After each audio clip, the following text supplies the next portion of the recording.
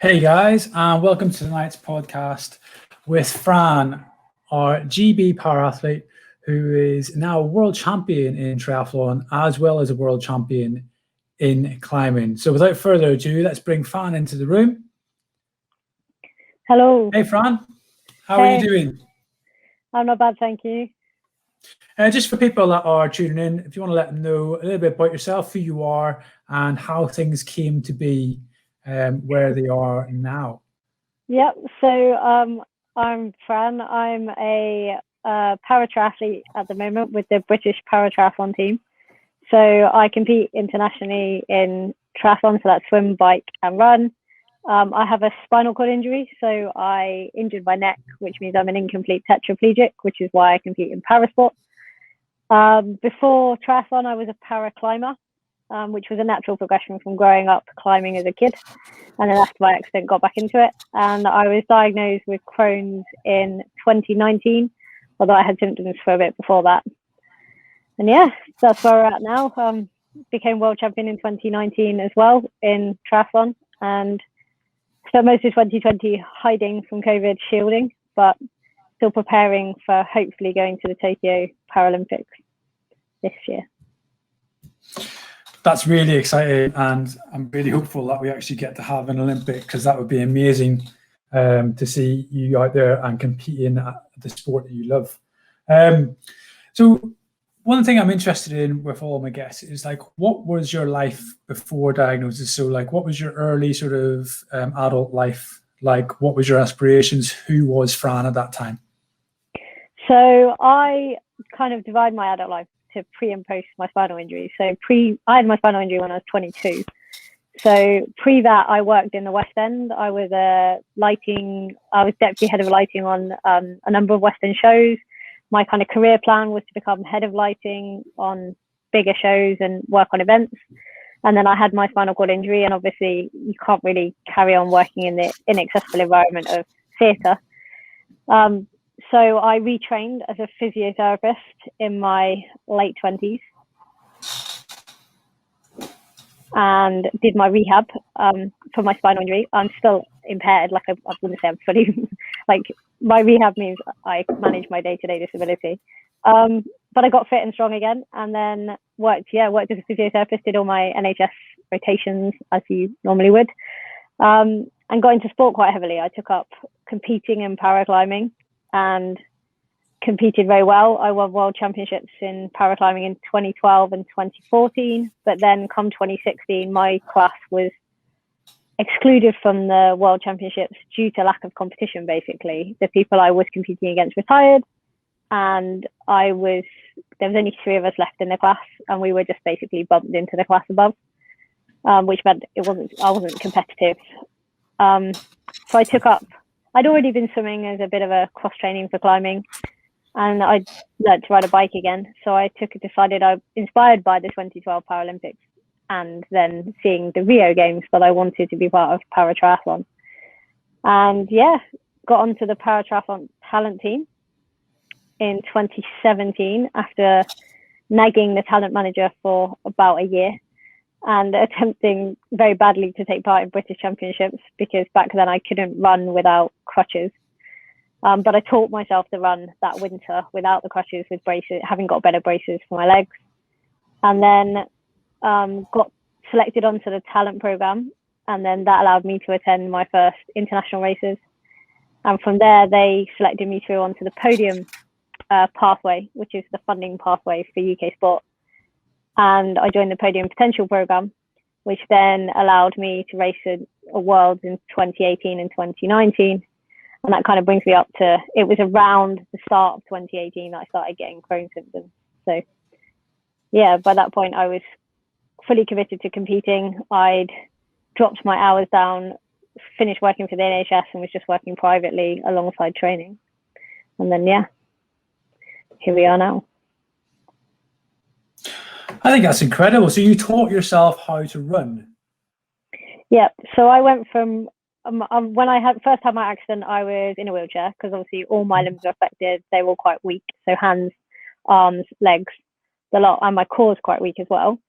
But I learned to walk with AFO, so ankle foot orthosis, because I basically don't have any control or movement below the ankle at all. So the braces allow me to walk and allowed me to walk with crutches. Not satisfied with that, I wanted to try running when I decided I'd take up triathlon, because I didn't want, I could ride a normal bike, so I didn't really want to take part in the wheelchair class of triathlon, which is a hand cycle rather than a normal bike. And I quite enjoy the freedom that riding my bike offers, so I wanted to stick with that. So therefore, I needed to be able to run. So I started running with crutches, which is not really running, it's basically kind of hobbling. I was going to say, how did that look? Yeah, awful. Because that's It going to be was awkward. like hobbling and very slow, very slow. So I was getting around a 5K in like 40 minutes. So I did some research and looked up what the para runners from athletics who potentially would be a similar classification to me wear, so who don't have function from below the knee, and also what the paracyclists use from a brace perspective, because obviously I'd just come across what the NHS gave me, which was your standard kind of toe-off orthotic for walking, but those weren't really up for running. They didn't support my quads enough, because my quads are quite weak as well. So I went away and found out what did my research, found out what people in other sports use, and yeah, found that I could get some custom orthotics made, which kindly I got through Ottobock, and they managed to make it so that they support my foot and ankle in a rigid kind of casing, and then it acts like a blade, so it propels me forwards, but when I land, the ground reaction force also helps extend my knee, so it compensates for my weak quads. And from that allowed me to take the baby steps towards actually running without the crutches, which initially was a lot of just falling over, because I tried to run slowly because I wasn't fit enough to run very fast. But I discovered quite quickly that because I have no proprioception below my hips either, so I don't know where my legs are in space, when I run quite slowly, I'm very unbalanced and I fall quite easily. So I fell over many times, until we figured out that actually with those braces, running faster meant I was much more stable. So essentially I have one speed and up. I don't do jogging, which is a mission to train, because building up the fitness to run a 5K at what is now my race pace, when you can't really run any slower, is actually quite hard. Most run programs would take you through gentle jogging, longer gentle jogging, some faster reps when you can only run fast. But once we figured out that, once I get going, I'm pretty good, things moved on. And I've been able to run pretty well ever since, but it's been a long process to develop the fitness to keep that speed over kind of the 5K distance to race. And what kind of things kept you going? Because obviously that, learning how to walk is challenging enough, then switching that to learn how to run, and arguably for yourself finding a whole almost new field of science with which to utilize to enable that to happen. Was there ever doubts in your mind that this was a good choice? What about failure or thoughts of that? And how did you feel each step became successful? Oh, so I've lost count the amount of times that I've felt I'm banging my head against a brick wall, and it's a bit. I've had days where it's just been like, this is pointless. It's never going to happen. Especially even when I mastered kind of the basics of running and could essentially probably run 100 meters without falling over. Just the insurmountability of then making that into a 5K just felt. Sometimes I wondered why I was bothering, but at the same time, I really wanted to take part in. I really wanted to complete a triathlon. I was really lucky when I first talked about doing a triathlon. I'm very good friends with a cyclist. I'm very good friends with one of my other friends who's a really good runner. And they basically said, oh, well, that's fine. We'll go and do a relay triathlon where you do the swim, because then you can do some open water swimming, and Tom will run and Liam will do the bike. So they took me to we entered the London Triathlon and went to do it. And I got the bug, much like most people do when they do their first triathlon, that they see it, they love it, or they might hate all of it, but then afterwards they really want to sign up for another one. And I saw all the people there doing the bike and the run bit, and I just wanted to do the whole thing. I felt like a bit of a fraud just having done the swim. So every time I got frustrated, I kind of remembered that, and I entered the following year's race. So I had something I kind of had to achieve. So there wasn't giving up wasn't really an option. So I I don't like the word can't. Can't is like a red rag to a bull for me. So it's more what can I do in any situation? I seen a really good quote the other day, which was, "If you can't, then you must." Yeah. Which I think kind of sums up your situation. So you learned how to run again, and obviously the impetus behind that was that your discipline had been discontinued because of lack of competition. So how was your first race as a triathlon? How did you manage that transition and things like that? Because that's going to be very complicated when you're not a fully able-bodied athlete as well. Yep. So my first triathlon where I did swim, bike, and run was actually London Triathlon the year after, in 2016, and I did British Championships at Tri Liverpool, which is where I got classified. Because paratriathlon has different classifications for different impairments. So I race as a PTS2, which is the most impaired ambulant triathletes. So where my class is mostly people with multiple limbs impaired from a neuro perspective or above knee amputees.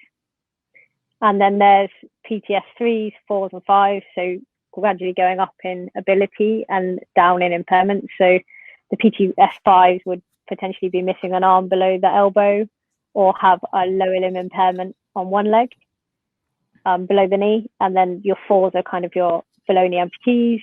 3s might be a double below knee amputee. And then there's a visually impaired class that's split the standard way visually impaired sport is, so B1, B2, B3, and then 2 wheelchair classes. So I got classified, and from that, basically my first triathlon at London was incredibly difficult because the London Triathlon isn't accessible in any way, shape or form.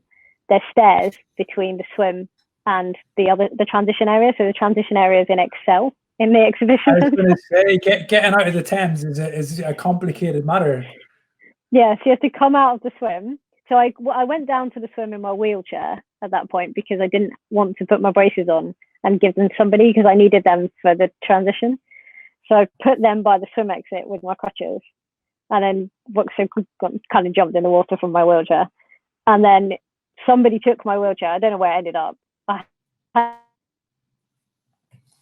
I'd been in touch with the race to kind of figure out how it would work because they said, it's not accessible. And they don't let people who use a race chair for the run portion do that course because it's not, the run course isn't suitable for wheelchairs. So I had to be very clear, no, I'm going to do it on my feet. But yeah, there's steps up from transition from the swim exit. So I put my braces and my crutches on there, took my wetsuit off like everyone else does, and then ran in. But then there's a flight of stairs up into Excel where the transition area is. So instead of getting the stairs, the security guard was like waiting there with the lift, which made me feel like a complete fraud. Everyone else running up the stairs and I'm hopping in the lift. But then I realized that takes ages. And then the rest of transition was just a faff for my first race because I have impaired hands. So things like I put on gloves for the ride and I faffed with my helmet strap that I couldn't do up. I think I faffed tying my shoelaces. I didn't think it through and I was very unprepared, but it was just about finishing the event. And subsequently, I then kind of learned from that experience. It's like, okay, you don't need to wear gloves. That saves some time. You can get a magnetic helmet strap that you don't have to fiddle with, and you can get Velcro for your shoes. So I must have looked like a right chopper in my first race. Yeah, no, totally. I think everyone's first triathlon is a baptism of fire. Because I don't think anyone can truly practice transition until you've actually experienced what transition looks like, particularly at amateur level. It is carnage.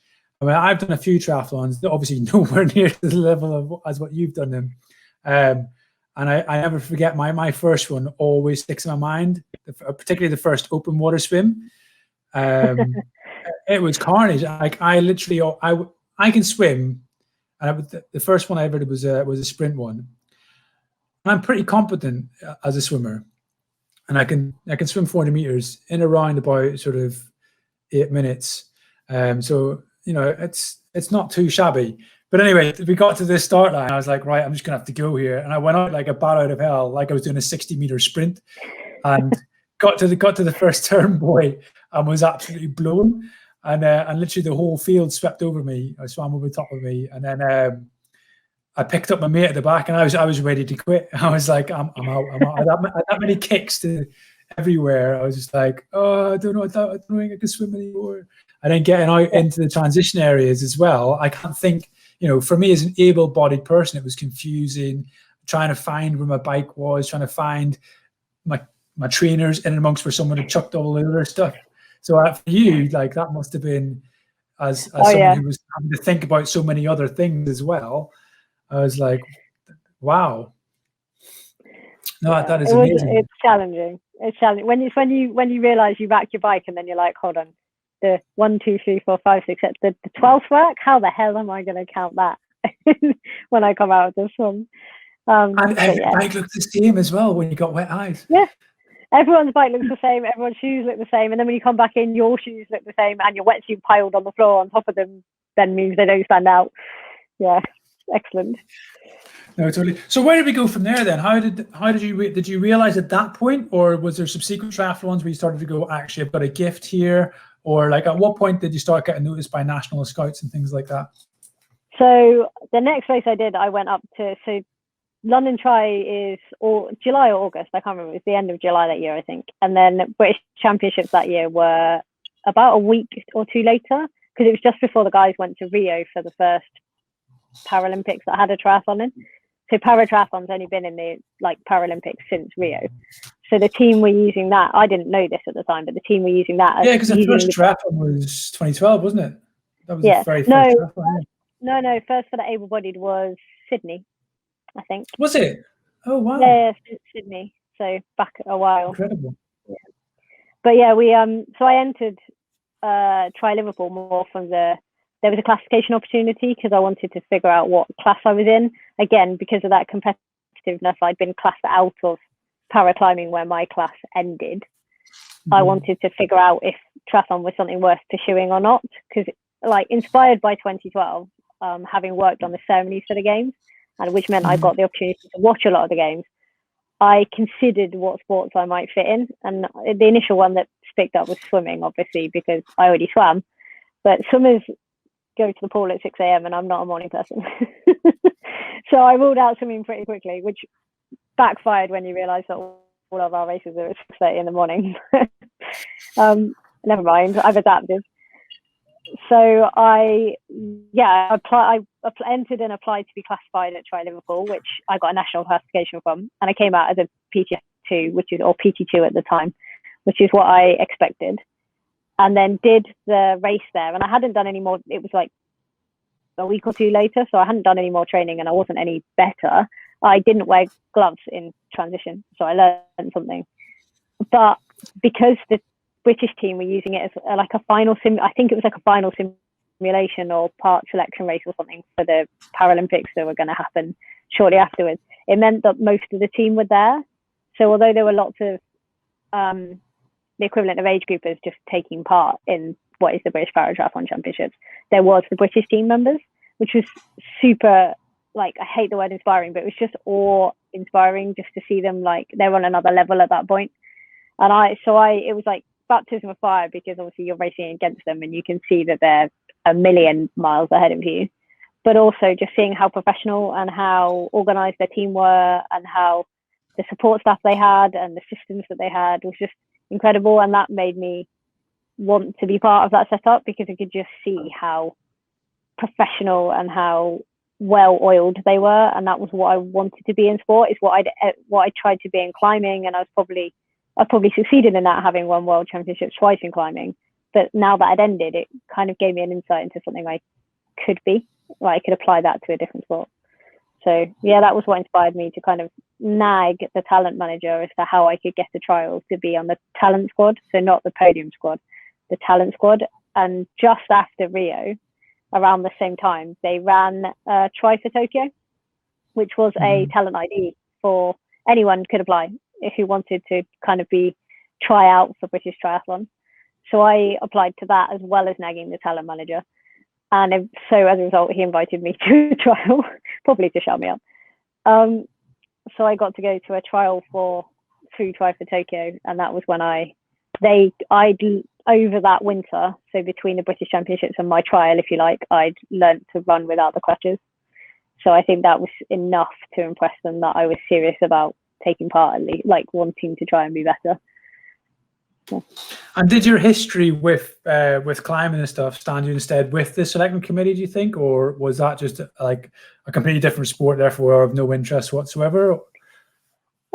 I'd like to think so, in terms of it showed that I knew how to train and train well for sport. I had been competitive. I had obviously looked after like strength and conditioning and nutrition to do the para climbing side, because it wasn't necessarily the easiest sport to do with my disability. So I'd like to think that impressed them. I think potentially the biggest impression was the difference between going from having the determination and kind of wherewithal to figure out how to go from crutches to no crutches in that period of time. Even though the no crutches version of me couldn't run very far, I think that was probably the thing that sold me to them. And just for people that are tuning in that might not be aware, could you explain what the different squads are? You mentioned obviously the podium squads, which used to be, I think, bronze, silver, gold, and then there's the talent squad as well. Could you just explain what that means and what each pool should sort of like mean for you as an athlete?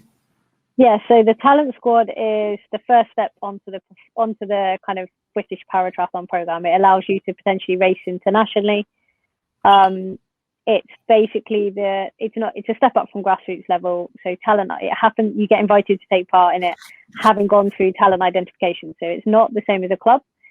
There is a level below that with the academies and the regional academies, where paratriathlon runs alongside the able-bodied academies for very grassroots level, which is a really good place for people to start, because that's just a application process and I think a selection process, but I didn't go through the academy, so I'm not sure, but there is regional academies. The national talent squad is the kind of the next step up, where people are either they go and try out like I did, or some people transfer from other sports. So we had some people transfer from where they've been a para swimmer that's competed at a fairly high level. They'll either transfer onto the talent squad or the bottom level of the world class performance program. So above the talent squad, so you're in the talent squad, you can compete internationally if you meet the selection criteria for races, but it's very much a development squad for people who are still learning the craft of triathlon, learning the between individual sports and developing as an athlete. When you reach a level where you are podiuming at World Cup level or European level, so you've done a few international races and performed well at them, you can then be upgraded onto the World Class Performance Program, which has 4 levels of funding, but 2 levels in essence. So you've got podium potential, which is C and D funding, and then podium, which is A and B funding. And essentially, the way it's decided where you fall onto that scale is how well you do at the World Series events, the Europeans, and ultimately the World Championships every year. So for us, our World Championship performance almost decides where we're going to be on that scale. And it's based on your potential to win a medal at the next Paralympics, essentially. That's great. That's a really good insight for people that are just tuning in. Well, so we've got you now into the talent squad, and it seems like you're well on your way. At what point, because obviously you mentioned the year, but at what point was it then that you ended up getting diagnosed, and what sort of things led you or made you realize that maybe something wasn't quite right? Okay, so I was in the talent squad 2017. I was really lucky. I got put onto the podium potential program at the end of that year, and I was fine at that point. I had kind of IBS. I was diagnosed with IBS years and years ago, so around the same time as my spinal injury, and I was having some symptoms of that, but thought nothing of it. Usual kind of grumbly gut stuff. Nothing that infected my training. Nothing even worth going to the doctor about. So I end of 2017 came third at my first World Championships, so therefore got upgraded onto the World Class Performance Program and joined the podium potential squad, but we're basically one big squad. We train together. And so into 2018, I was still working, but part-time, and racing, training more full-time. And I was able to go out to Portugal on a camp with the whole of the performance squad for a couple of months at the start of the year. So my training went really well at that point. Didn't really have any symptoms, didn't think anything of it. And then mid 2018, we had our first few races of the year where I went out to Japan for a race. That was fine. And then we went to Estonia for a European Championship. And I distinctly remember it. The week before the Estonia race, my gut started acting up, and it wasn't like my IBS. I was getting different pain and going to the bathroom way more, like 10, 12 times a day. And I was like, this is strange, but it's only a week and I probably ate something dodgy.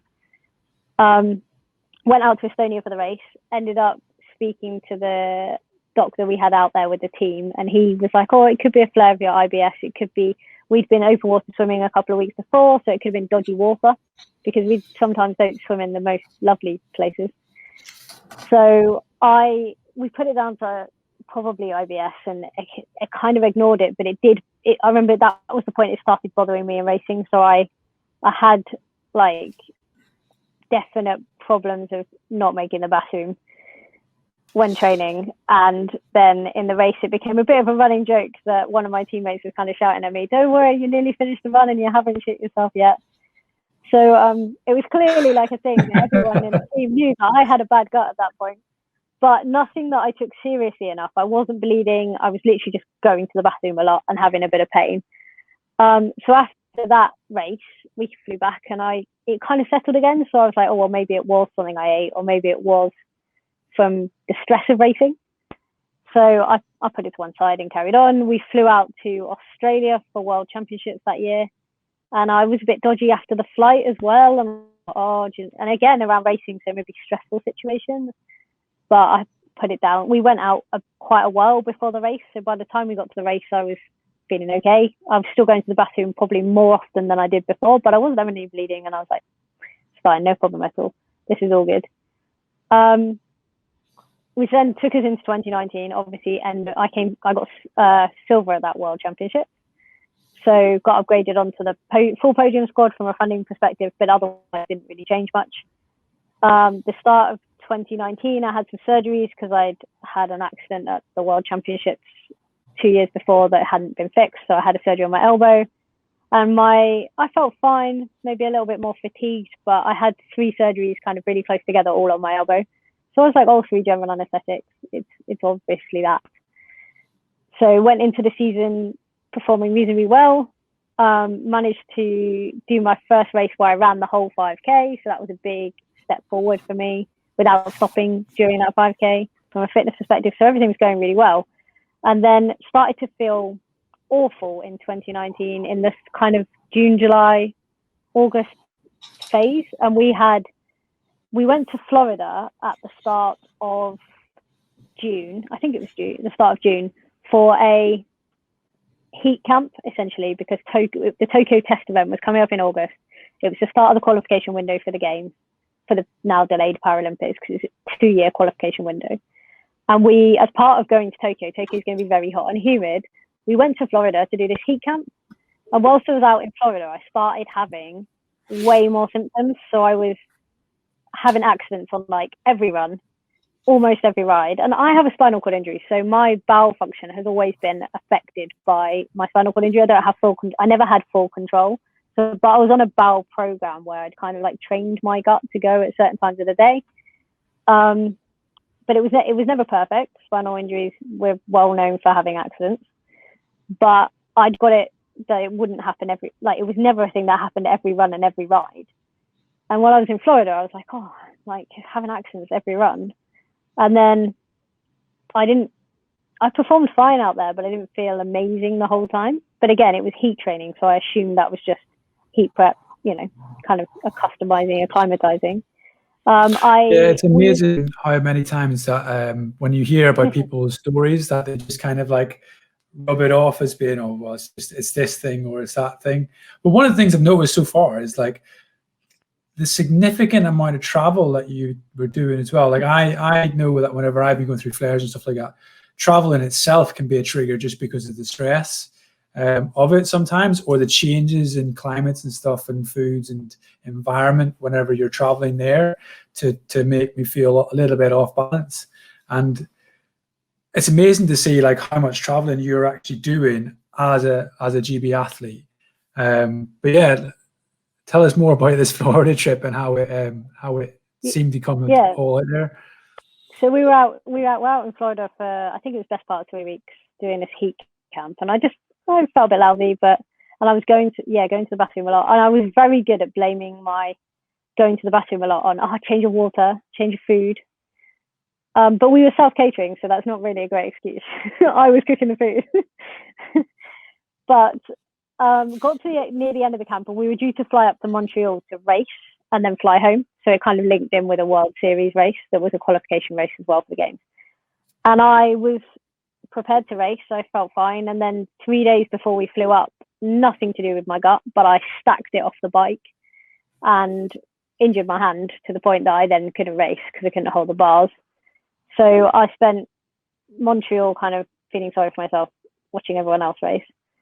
And then we flew back, and then quite quickly, my gut was still bad, but because of the hand injury, and then we had the test event and World Championships coming up and European Championships within 3 weeks of each other, and about a month in between to do heat prep, go for these qualification races for the games. All the focus was on getting my hand fixed so that I could race in Tokyo and then at the World Championships. So I never really brought up the gut thing with the team doctor or anyone. I just kind of stuck with it. But having flown back to my usual environment, usual food, at home, settled post-travel, I still going to the bathroom a lot, still having accidents every time I ran, and sometimes I rode. And I was like, oh, this is really weird. But you know what, I need to have surgery on my hand. And so we got my hand sorted enough that I could race and put the surgery off until the end of the season. But by that point, it was we had to go to Tokyo. So I kind of mentioned it to the team doctor, but again, it was kind of like, we'll take more of your IBS meds and you'll be fine, we'll get through this bit. But at the same time, I was getting more pain. So my biggest symptom at that point became pain, gut pain, when I was at rest, not even training. So we flew out to the test event in Tokyo via a place where we're intending on holding our holding camp for the games. So you go out before the games to acclimatize. So on the southern island of Japan. So we flew out there for 10 days in the middle of a cyclone, which was a stressful situation anyway. Spent the first night in a hotel. Distinctly remember feeling like the hotel was going to fall down because there was this cyclone and the walls were moving. And then all the emergency lighting came on, and me and my roommate were like, we're going to die. And so that was an entirely unstressful event. And so shortly afterwards, I started getting ridiculously bad gut pain. I really struggled to eat while we were out there. We were really lucky. We traveled with a nutritionist and a doctor for some of the races. And because it was a test event, we had both those people with us. So I was able to kind of plug into the doctor, who helped patch me up a bit with some kind of Imodium and stuff and make sure I was hydrated. And then the nutritionist, who helped me out with some really plain food and things so I could eat some. And we cut back on my training, and I had just had an extended taper for the race, really. But we went into Tokyo, did the test event, which unfortunately turned into a duathlon rather than a triathlon because of water quality issues. So I was really lucky I didn't swim in the swim recce. So we always have a swim recce where you can go and test the course, if you like, the day before. So you might ride the bike course, you'll run the run course, like one lap if it's a 3 or 4 lap course, and you can swim one loop of the swim course. I chose not to because I wasn't feeling very well. So I went and watched, but then didn't swim. But then as it turned out, there'd been a storm and it had blown a load of water over the they put in protective nets into Tokyo Bay that are designed to filter out some of the bad water quality that they have there, because water quality is an issue. And it had worked really well. There had been races that had happened, but then there was a massive storm and it blew loads of water over the nets, we think. So by the morning of our race, we woke up at 4 a.m. because we race at 6:30, to be told with an email, it's a duathlon now. So run, bike, run, which for somebody who hates running it was my worst nightmare. But I was like, okay, fine. Got to do it. It's good practice for the games, get to practice the bike course at least, and the run. I get to run the run course twice. Excellent. But my classification got flipped. So we were the last to go off. And because of the heat, it meant that by the time I raced, it was like a real feel of over 40 degrees with the humidity. And already going to the bathroom a million times, I was never going to end particularly well, even with the best plan of like, how do we hydrate? Like I knew what I was going to drink on the bike. We had extra things we were allowed because of the heat. So we had soft flasks and things in transition that we could pick up for the run. But I really struggled. So the first run was fine. The bike was fine. But then the second run, I just got the worst cramps. Gut cramps, leg cramps, everything cramps, couldn't move cramps, and ended up walking a chunk of the run. And I was like, something really isn't right here, because I know it's hot, but we've done our acclimatization in Florida, we've done our acclimatization in Miyazaki, we've done heat chamber work in between the two. So I knew I should have been able to get through it without getting ridiculously bad cramp. So I was like, oh, this isn't right. And then come the end of the race, I finished in second, which was great for me. I mean, it's the first time I've done a duathlon and done that distance fully. So I was really happy, but then didn't warm down properly because I wasn't feeling very well and my gut was really sore and I felt a bit sick. So I got bundled off to a medal ceremony, which is standard. Our class was last, so we got bundled into the medal ceremony where we waited and sat in the sun, and I got really hot again.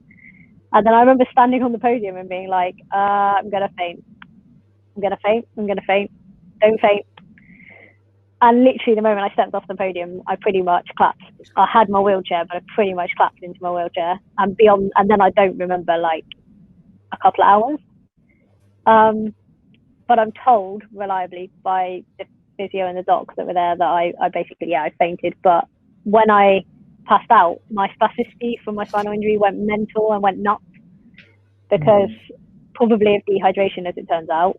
And that caused my blood pressure to go up because I can get dyslexia, and I was just kind of unwell. So I got bundled off to a Tokyo hospital for a few hours for some dehydration and some monitoring whilst my blood pressure and spasticity settled down. And it did, but that was the first real big flag that something really wasn't right, because with all the prep, there shouldn't have been a reason that happened so badly.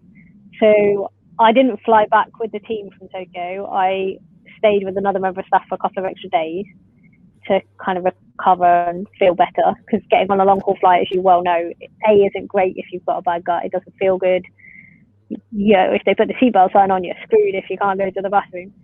But also just to settle my spasticity down so that I wasn't really stiff as well to fly. Flew home, didn't get anything investigated because World Championships were a week later. Flew out to World Championships.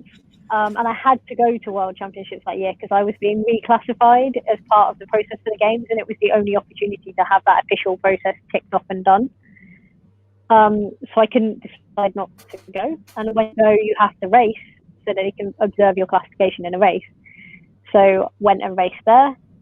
Managed it a lot better. We put in, because of what had happened in Tokyo, we kind of put in place plans to warm down properly after a race, spin on the bike, make sure my physio was there as soon as I finished with a rehydration drink and a recovery drink, and like even more so than previous where I would have just done that myself. It was kind of not forced on me, it was all organised and really well managed. So managed through that race, but again my spasticity went nuts after the race, even with all of that. And my spasticity is a really good sign that my gut is unhappy. Basically it's a response to pain. So, which I now know, I didn't know that at the time. So then a week later, I went to Europeans, raced at Europeans, again, ticking off points for qualification, because it's only European Championships in the qualification window for the Paralympics that count for points, and Europeans are worth one of the most sets of points.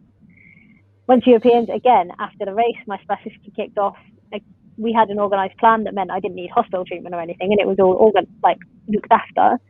But it wasn't normal for me. Previously to that year, all my races, I would cross the line and I'd be knackered and in bits, but I wouldn't have this ridiculously bad spasticity and feel awful.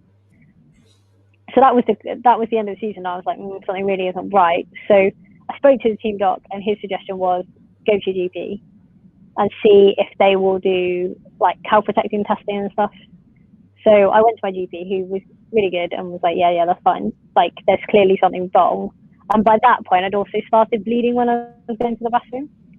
So I was like, this really isn't right. And my GP was like, no, this really isn't right.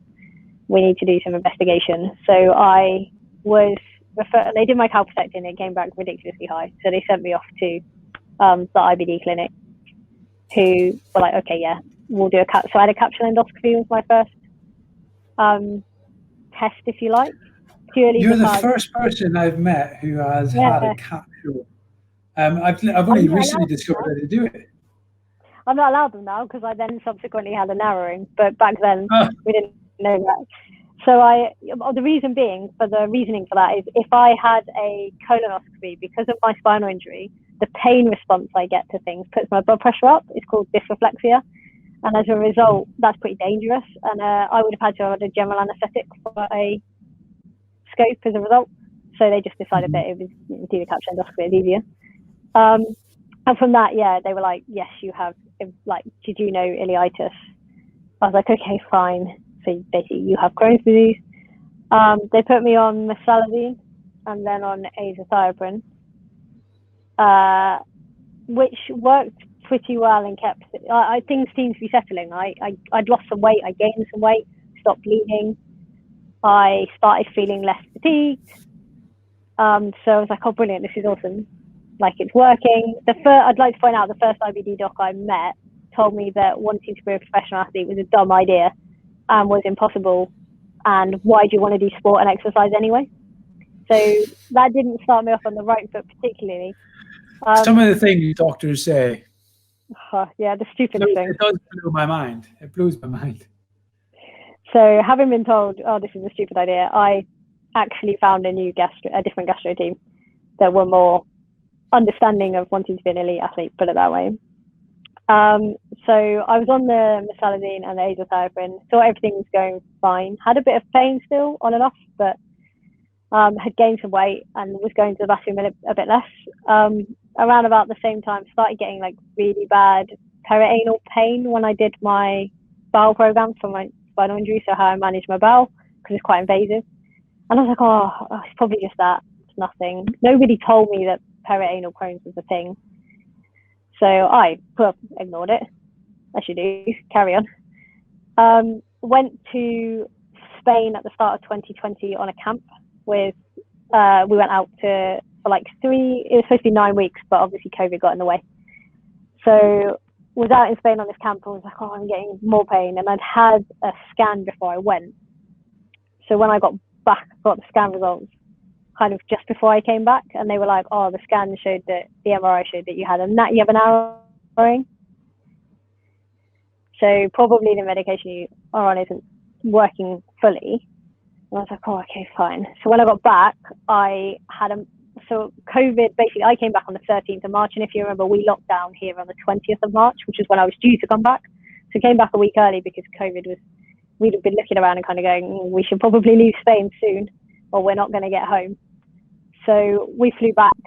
But around that time, the 20th when we locked down, and then the 24th of March was when the Paralympics and the Olympics were delayed, and the stress of all of that event. And I mean, I think it's got to be the stress of all of that event. I then had a massive flare at the end of March, start of April last year, and I already had this narrowing. As a result of the flare, that got worse. So they put me on a liquid-only diet, and we're like, oh, we're going to do this. Talk about a narrowing, sorry. Thing. Yeah. What do you mean by narrowing, or where was this narrowing occurring? Basically, I had a stricture at the end of my terminal ileum narrowed, so it was inflammatory and then became fibrotic, and it was they couldn't do anything about it really, apart from see if it was going to go away with some. So they could basically put me on liquid nutrition to see if it would heal, but how fibrous it was, whether it was inflammatory or fibrous. So I went on enteral nutrition originally for it was supposed to be for 8 weeks, I think, or 12 weeks. Needless to say, it didn't really do much, apart from I couldn't eat and I lost loads of weight. Yeah, brilliant. But at the same time, they also put me on a course of budesonide, and that helped. So the budesonide didn't fix the narrowing, so I had another scan that showed that the narrowing was still there, which probably inferred that it wasn't, but the inflammation had died down, and my calprotectin had lowered again, so inferring that it was a fibrotic narrowing rather than a just inflammatory one. So it was at that point they were like, oh, we think you need to have that bit chopped out, essentially like a resection. I was like, okay, fine. That makes sense. I want to get back to eating normal food, like a normal diet. And so agreed that that could happen. But at the same time, I also developed a perianal fistula. So whenever I was doing my bowel program, it was super painful. I get dysreflexia every single time. I felt really unwell every single time, and I was going to the bathroom like 12, 14, 16 times a day. And so every single time I did that, my blood pressure shot up. It was not ideal. So I spoke with the spinal unit, because we have loads of bowel and bladder nurses at the spinal unit, about how to manage the dysreflexia with it. And I spoke with the IBD docs and the surgeon who could do the resection. And their basically advice was, you've got a fistula, at least one. It's complicated. It's not just like it wasn't a simple fistula you could put a seat on in. And even then, that would have caused my blood pressure to be super high, because it's an irritant, essentially. It's going to be there all the time. So the suggestion was, we think a stoma would be a better way of managing the perianal disease. So we could do the resection and then give you a stoma as well. And I was like, oh God, okay, do I really have to? Because I hadn't even thought about that. That wasn't something I comprehended. I didn't want that. But then the spinal injury nurse was the nurse that made the biggest point to me about the blood pressure issue being a big deal, that your blood pressure going up every time you go to the bathroom isn't acceptable. And with Crohn's, even if my Crohn's was lucky enough to get my Crohn's into remission, it could come back in the future, and then I'm always going to have that issue that every time I go to the bathroom, I have a blood pressure issue.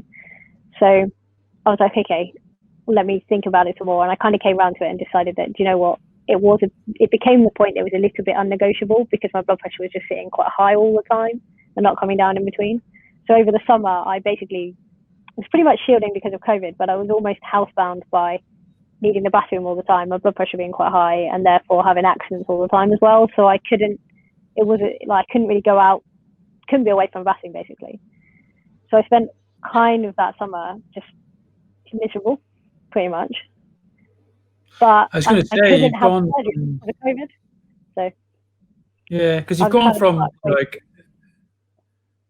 from like a high flying life, so to speak, as an international athlete, to having all of these things happening and affecting your performance, to now, having to worry about a significant surge. Like, what was your mindset like through this period, let alone with coronavirus? Like, how were you feeling, about competing, your career? What sort of things were impacting you at that time? So I had long discussions with the team about whether I should carry on, like with triathlon. Obviously, the games being delayed was a godsend for me, because if the games had happened that year and everything that happened did, now the flare was potentially caused by all the stress of the games not happening. So it's impossible to say whether it would have happened. But assuming that I'd had a flare at that point, and I already had this narrowing, I probably would have missed the games anyway. So the fact that it's been delayed has been it's a treat for me. Like, it actually means I have a chance. But during that time, I had quite long conversations about what do I do? Do I keep training? And I was quite restricted because I couldn't. I was on this liquid diet and I couldn't really train a lot. So I was just ticking over, kind of spinning on the bike when I felt like it. I felt really fatigued, so I wasn't doing very much. But the team was super supportive and basically said, now the games is delayed, you've got time to get this fixed and give it a shot if you want to get it fixed. And like, if you want to carry on, there is time, we have the time and leeway to do that. So my mindset was then like, okay, I've been gifted a year and it sucks. COVID sucks. People have died, but actually if it's given me something good, I need to make the most of it, because some people have lost everything because of this. So it's like, okay, like all in, I still want to do what I was aiming for. So I kind of at that point said to the team that, like, I'm committed still. Things suck right now, but if we've got the time to have a good go at getting it fixed, we will. So that was kind of how I tackled that period, was just like an assessment of, okay, what has this situation left me, and what's the pros, what's the cons. And actually, I have been given a gift of more time to sort it out. So I kind of at that point committed all into 2021 now. And yeah, which meant having the surgery as soon as I could, and committing to having the stoma bag, and then learning to manage that, and then get back into training. So yeah, that's pretty much how I handled it. I mean, that's incredible. I mean, did you have to do any self-work to adjust and sort of help you see the good? Because I know a lot of things that people do is we catastrophize a situation, and your mindset there that actually, you know, despite all of the actual negative and real world things happening, for me and my career, this has given me an opportunity, and, you know, rightly so, you seized it as best you can. But did you have to do any self-work to allow yourself to see that, or have you always just been a positive person who tends to look on the brighter side of life? I am quite positive. I do throw my toys out the pram and have moments where I'm down and sad, and I have to, but I'm good at recognizing that. And I think I taught myself that after my spinal injury, where there were times when I was just like, oh, what is the point? Everything is so hard. That actually, having been through the spinal injury and things getting easier. So when I was first injured, my disability was like 99% of my day, and I kind of there was 1% of me. And then over time, with my rehab and physical kind of changes, but also learning to adapt and accept my disability, my spinal injury is now only a tiny part of my day. It's inconvenient most of the time at best. And I was like, okay, well, I can apply this learning to the situation with my Crohn's. And do you know what?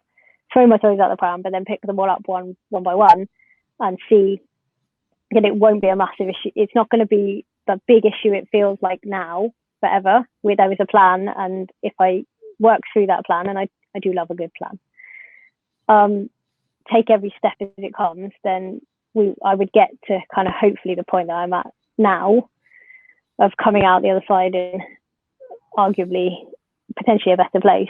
But yeah, I had to work on it. I worked on it we have a team psychologist, like a sports psychologist. So I worked with her on identifying what my values are, and then how do I live my life by those values, which really helped when I was struggling last summer with kind of partly the isolation, because it just felt like all this stuff was happening, but I couldn't really see anyone and I couldn't get any support. And she just helped me basically be like, whenever you're feeling down or you're feeling overwhelmed by something, what values that you have can you apply to that? So for me, one of my values was acting professionally as an athlete. So am I acting professionally by kicking and screaming in the corner and staying under the duvet all day? Well, no, not really. So if I hold myself accountable to my values, then that really helped me in that period. I think that's a really good way to actually do things. Yeah, to set a system where you're holding yourself accountable. I think that's really cool. So how is things? You mentioned there, you've had the surgery now, I'm assuming. Yeah, I had my surgery. How has life changed then, and have you managed to get back to training yet, or where are you, and what things have changed for you? So yeah, I had my surgery end of August, start of September. It was a bit complicated. I ended up having 3 operations in 2 weeks. Should have been 1. But I now have the stoma. So learning to live with the stoma as such has actually been not as bad as I thought it was going to be in terms of the practicalities of managing the stoma bag and the ostomy is easy. I thought it was going to be quite hard with my hand function and stuff, but actually it's fine. You pick up a system for everything. I've had loads of problems with being allergic to or reactive to every possible adhesive on every possible bag. So I'm currently merrily working my way through the world supply of stoma bags to try every single one and see to find one that I don't react to. But we'll get there. And I took initially I had an 8-week period where I didn't do any training beyond some walking and then some core rehabilitation, because obviously core rehab is super important. Don't want to get a hernia, but also need to be strong. I needed to be strong enough to start biking and running. So I spent the first 8 weeks from my surgery. I was lucky it was keyhole surgery, so I didn't have a massive incision to heal. But my core strength is not perfect anyway because of my spinal injury. So getting back to where I was took a good 8 weeks, and I started off doing some very light body weight strength and conditioning in that time and some gym stuff, which was probably a good level of feeling like I had something to do every day from a training perspective, but actually not expending very much energy, because I was still settling down. My Crohn's was still settling from the flare that had led into all of that. So starting to build back some energy, I put back on some weight, I started eating proper food, so that was ideal. And then it was kind of like the first 8 weeks, everything was settling down, and I had quite a lot of high output. But you know, when you have your surgery, you're told, oh, it's fine, like high output is normal, it'll all settle, give it time. Kind of got to 8 week mark, started training again, but very, very basic. So I still haven't swum. I haven't swum for a year since I was in Spain because of COVID, predominantly because I shielded in the summer. So I didn't manage to get back in the pool, despite the fact that after the first lockdown, the elite centres were all open, and they are open now for swimmers. I haven't, because of shielding, I haven't been able to swim. But I've done stretch cords and stuff, so I'm fit to swim when I can. But I started back biking initially, because spinning on the bike is significantly easier than running on your core and leg strength. And then started running after 10 weeks. Just little, slow, short runs. Well, not slow, because obviously we recovered, I can't run slow, but slow for me, short runs. And it was going okay. We basically treated it as exercise, not training. So I didn't have any structured sessions until the middle of December. So kind of had 3.5 months of just exercising to kind of get a base level of fitness back.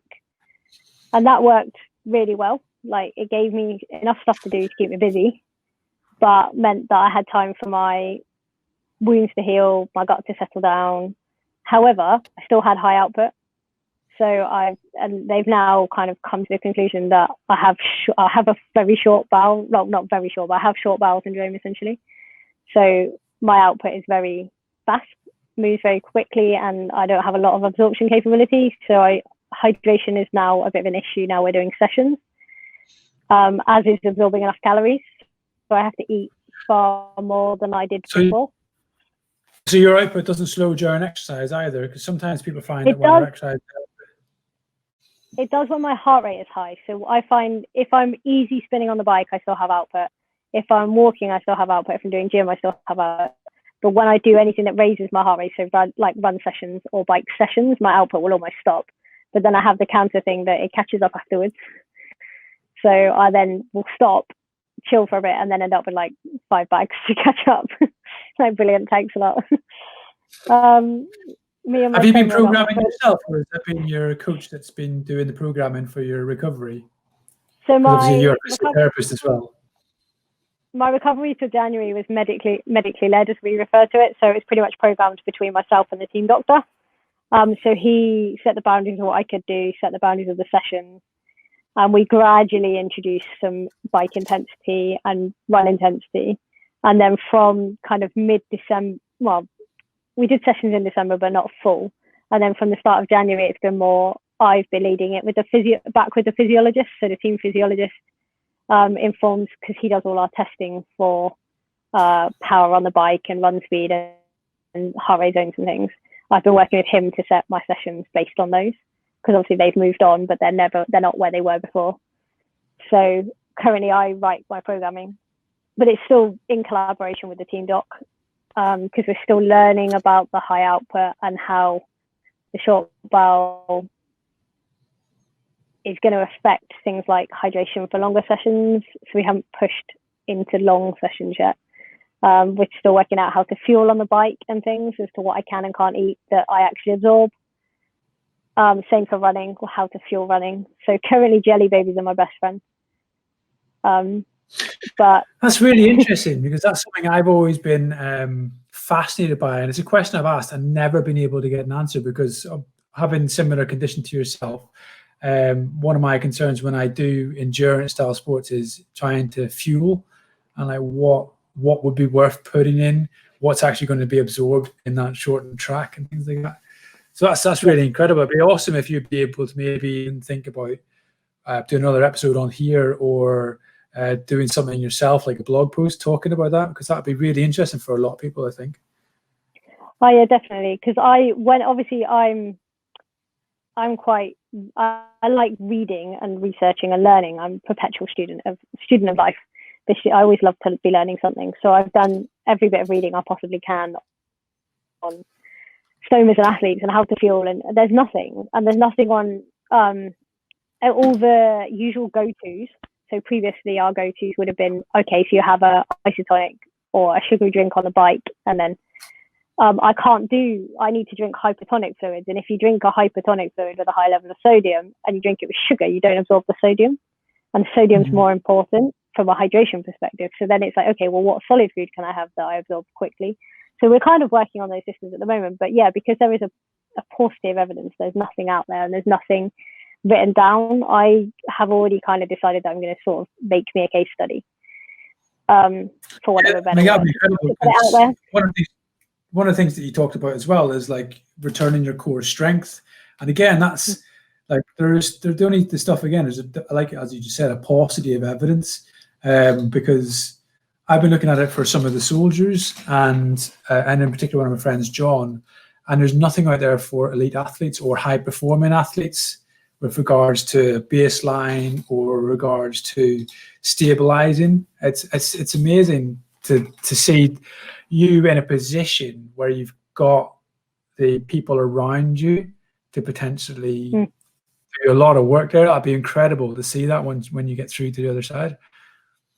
Oh yeah, definitely. My intention is basically do the learning this year in the run into the games, and then take the post-games reflections and put it all together as a package of, this is what we've learned, this is how it worked, this is what didn't work, this is why we think it worked, this is why we think it didn't work.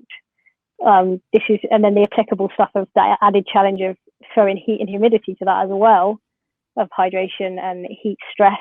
And even knowing now from last year, not last year, 2019, when we did all the heat prep, I wasn't diagnosed, but heat stress is bad for Crohn's. That actually, how do we manage the prep with that? So just the learning from all of it, I intend putting together so that people can access. Because yeah, like you say, when I had my surgery and I wanted to get back to running and riding, there was nothing on like, how do I strengthen my core? What can I do? There was plenty of what you can't do, and plenty of the very, very basic low level in first week post surgery use lucid bridging kind of thing. But nothing on like, actually, how do I return to running? And it's so obvious when you look within the IBD community, kind of Facebook groups and things like that. The most common question is, I want to start back at the gym, or I want to start running. What should I wear? Or what should I do core wise? And there's never a clear cut answer. And obviously everyone is different, but I think certainly what we've learned, insofar as so far that's been quite successful, especially from a core perspective, and it's been not the obvious thing. So it's not things like, don't do sit-ups, it's all functional based stuff that's relatable to the sports that you want to do.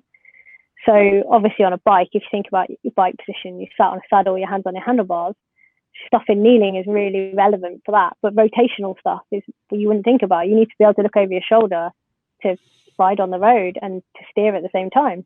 Actually having a core strength to take a hand or two off the handlebars and do that. We actually worked a lot in kneeling and rotation to be able to allow me to be able to do that. And then same with like the run core stuff was a lot of band work in standing, so over like pal-off stuff and things like that, rather than your very more obvious core exercises that you might do on a mat. And there's just nothing out there for people. And so if we can put something together that then achieves that as a box of evidence, then I think it's definitely a gap in the market for sure. Yeah, I would definitely love to read that, because me and my mate John, whenever we were going through his stuff and chatting to a few other people, literally flying by the seat of our pants and just knowing, basically treating everything like a sports hernia or a hernia, trying to work around that. But then with a hernia, like the hernia is repaired. This is a permanent, periostal hernia, and it's basically. I mean, we ended up playing similar to what you did, but going like 4-point kneeling, high and low planks, and trying to work in and around that to stabilize and learn to stabilize. But it was just like, is this going to cause you to prolapse? Is this going to cause it to go? Is a lot of risk in my head anyway. Oh yeah, absolutely. Like the whole thing's been calculated risks, and it's still going to be calculated risks. We're all aware of the fact that my goal is to win gold at the games, but getting there and managing the heat stress and managing the hydration and the fueling, and then all the stuff that goes with core stability and core support and all of that as part of that package is a calculated risk.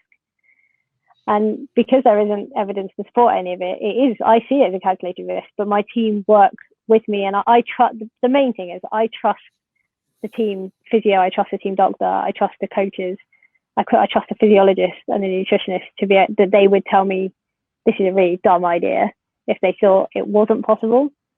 So, and I would like to think that they trust me to feed back how it's going, what I'm doing, follow the plan, if you like.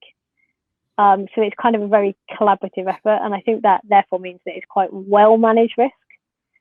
But ultimately, I can totally see why if you don't have that support network, it's one step too far to kind of go from being scared of getting a hernia to then actually pushing through what do I even start with to try and get back to running or riding or weightlifting in the gym. I can understand why for some people that's just insurmountable. On that note, what would your advice be to others then that are maybe going through a similar journey to yourself, or just experiencing symptoms of IBD, maybe not got a diagnosis or being told they need surgery? What sort of advice would you give people going through this? So if you've got any gut symptoms, go and like a GP, get it investigated. Don't do what I did and just be like, oh, well, travel, food, cooking, water. How many other excuses can I possibly find? It's a taboo subject. I mean, I'll face it. I didn't really want to go to my GP and be like, I'm going to the bathroom a million times a day. And by the way, my ass hurts. Just do it. They've seen it a million times. Listen to your body. That's my number one tip. And it's number one tip for anyone. Crohn's, not Crohn's, colitis, not colitis, no medical condition, just through life. Listen to your body. It probably knows best. It's probably telling you when something is wrong, and take it seriously. We're very good at neglecting things that then turn into bigger things. Just medical professionals are there to be bothered. I know with COVID it's different and difficult, but when we're back to some semblance of normality, if you're worried about something and something is bothering you, go and ask. There's no stupid question. It's better to know than to just sit there and suffer and things get worse in silence.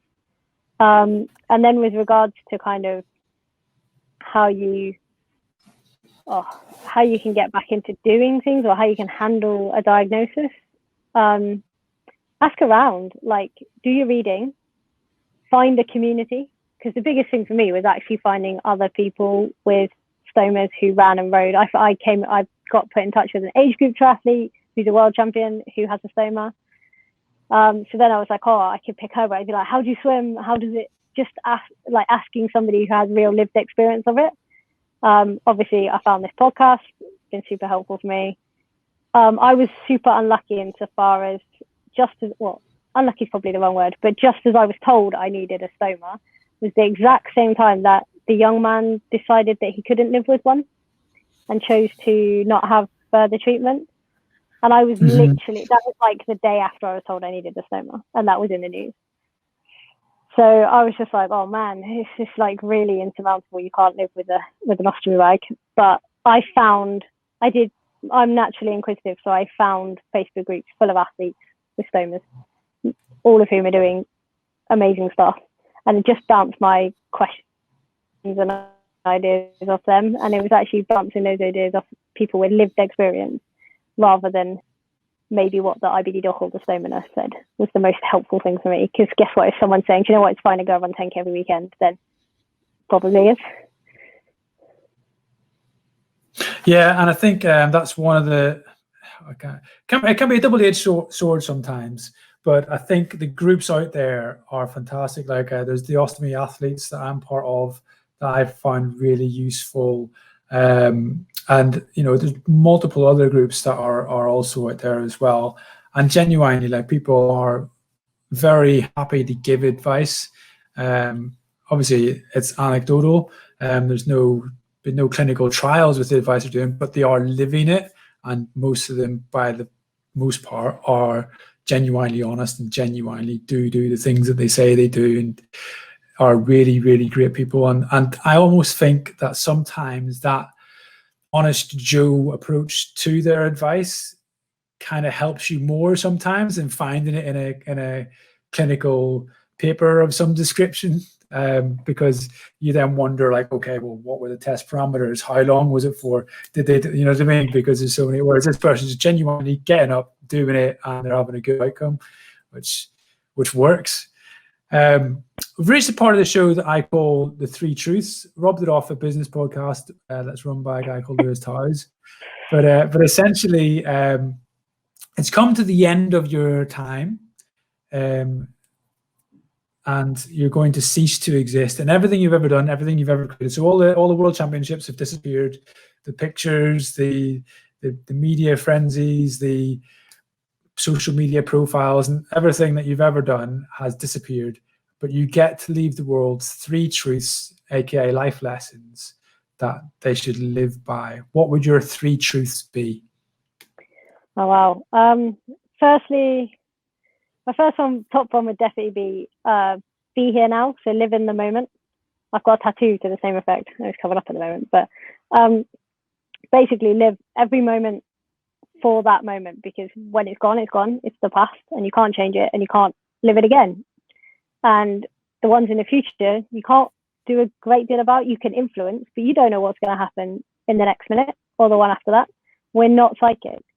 So try and enjoy every moment, be mindful of every moment, and then kind of probably I find at least with that attitude, that I kind of get more out of every day, and I appreciate the littler things, the smaller things.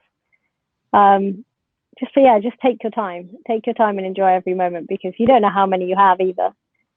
So when they're gone, they're gone. Second one would be control the controllables and don't worry about the things you don't have control over. I love worrying and I love having a plan. So it seems like an obvious one for me to kind of combine those two things and be like, okay, what can I plan for and control, and what can't I control? And worrying about what other people do or things that you have no control over doesn't help, apart from create worry and stress. Whereas controlling what you can control, you have responsibility then. If you can control it, you have responsibility for it. So you can probably make your life what you want it to be. And I find it a great stress reliever. And then the third one is, for me, I firmly believe that the first step in every journey is always the hardest, regardless of what that journey is, whether that's work, sport, an event, a training session, getting out of bed. The first step is always the hardest, but when you've done it, it always gets easier. And if it doesn't get easier, you learn something. So I have, to put that into kind of actual principles, I have a 10-minute rule with sessions. So if I really don't want to do a bike session, or I'm tired or I'm fatigued, then it might be with good reason. My body might be tired and fatigued and trying to tell me something. I'll get on the bike, or I'll put my trainers on and get on the treadmill and do the first 10 minutes of the session. And if I feel the same way after 10 minutes, I'll stop. My body's trying to tell me something. But genuinely, 99.9% of the time, I feel fine after those 10 minutes. And that's the same for anything. The first step's the hardest. So just take the leap, take the jump. I think that's incredible. Living in the moment, control the controllables, and yeah, I just think that's brilliant. A very interesting one about the 10-minute rule. I think that's really good. I'm like, I've got a Whoop band, and I got a Whoop band because it helps to measure my recovery a lot more accurately than other devices that I've experienced. One of the reasons is because it looks at heart rate variability, which I'd never really paid attention to. But I like that idea, because a lot of times, like, I previously, before I started wearing a Whoop band, was unsure as to whether is this my IBD, or is this just me in general, or am I good to train, or am I not good to train? So I kind of got that trying to give me an anchor on, like, is this something I'm making up in my own head, or am I fit to train? But I like the idea of 10 minutes. That's a really good, simple, inexpensive way of actually gauging like you're ready for performance. I like that. I'm gonna have to employ that. Like, so when I get up and just feel like not doing it, 10 minutes.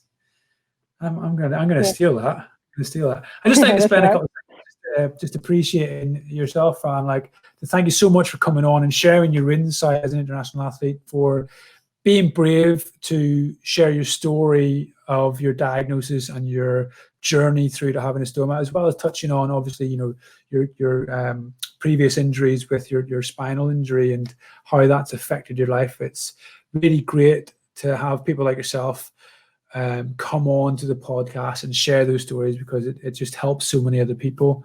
So thank you so much for that. And I really hope that you get your wishes and we get games, and I wish you all the success in those games, which I'm sure you will get your wishes. I know that you will certainly be diligent enough and do all the hard work and the preparation. And I really think that this chat actually, or I hope this chat has opened people's eyes perhaps to the rest of the iceberg when you think of our international athletes that do the games and do the events that you do, because all we see is the nice sun and, you know, good weather and the event happening, and we don't really ever get to see an inside to all the hard work and just your travel schedule whilst suffering from very severe symptoms of Crohn's disease, and all of that just to get a foot in the door. You know, like, there's not many people out there that would put themselves through that in full health. So the fact that you're doing it with your Crohn's disease, managing your Crohn's disease now with a stoma, and with your, you know, your spinal injury, which is causing you impact on your abilities to walk and things, I think that's incredible, and it's a really incredible story. So thank you so much for coming on. That's right. Thank you very much for having me. Like I said, I found the podcast when I needed to find a community, and it served that for me. So likewise, it's been brilliant to just have that resource out there, so to just contribute to that a little bit. And if someone listens to this and you can either take something away and learn something, or just highlights that, you know what, you find out what you can do, not what you can't. Another wisdom bomb right there. Okay, guys, that's me bringing us to the end of the show. I hope you really enjoyed it tonight. Fran has been an absolute diamond to host on the show, and has dropped some absolute pearls in there. And as you can see, you know, it affects all walks of life. And hearing Fran's story as she works towards getting to the Olympics, which we wish her the best of luck for, has been one of the most interesting podcasts for me as an SEM. It's been brilliant to chat to her, and I'll see you all in the next episode. Bye for now.